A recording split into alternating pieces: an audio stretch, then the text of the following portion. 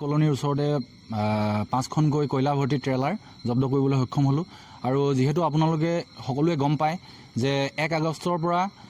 On road ট্ৰান্সপৰ্টটো কয়লা বন্ধ হৈ আছে আৰু ৰেলেৰে যোৱা যিখিনি কয়লা গৈ আছে সেইখিনিহে বৈধ বুলি সকলোৱে জানে আৰু প্ৰশাসনৰ ফালৰ পৰাও জনোৱা হৈছে। গতিকে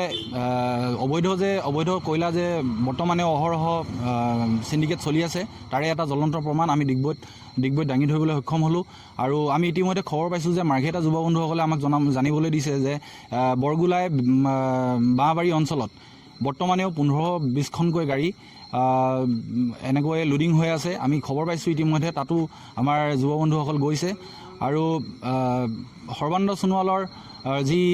নিকা ভাৱমূৰ্তি থকা চেহেৰাৰ তলত আৰৰ মুখা পিন্ধা মানুহজন আমি আজি সকলোৱে প্ৰমাণিত হৈছে যে তেখেত এজন বগা কুৰ্তা পিন্ধা বগা চোলা পিন্ধা তেখেত এজন বগা চোলাৰ আৰু যে কয়লাৰ কলা দাগ তেখেতৰ গাটো আছে সেয়া আজি সম্পূৰ্ণৰূপে প্ৰমাণিত হৈছে। আজি 5খনকৈ ট্ৰেলাৰ আমি ডিগবৈত যুৱ কংগ্ৰেছে জব্দ কৰিবলৈ সক্ষম হ'লোঁ আৰু পুলিচ প্ৰশাসনো বৰ্তমানলৈকে উপস্থিত হৈছেহি। কাগজপত্ৰ আমি ড্ৰাইভাৰকেইজনক যেতিয়া কাগজপত্ৰৰ কথা কৈছিলোঁ তেখেতলোকে কৈছে যে কাগজপত্ৰ নাই আৰু বৰ্তমান তেখেতলোক পলাতক হৈছে।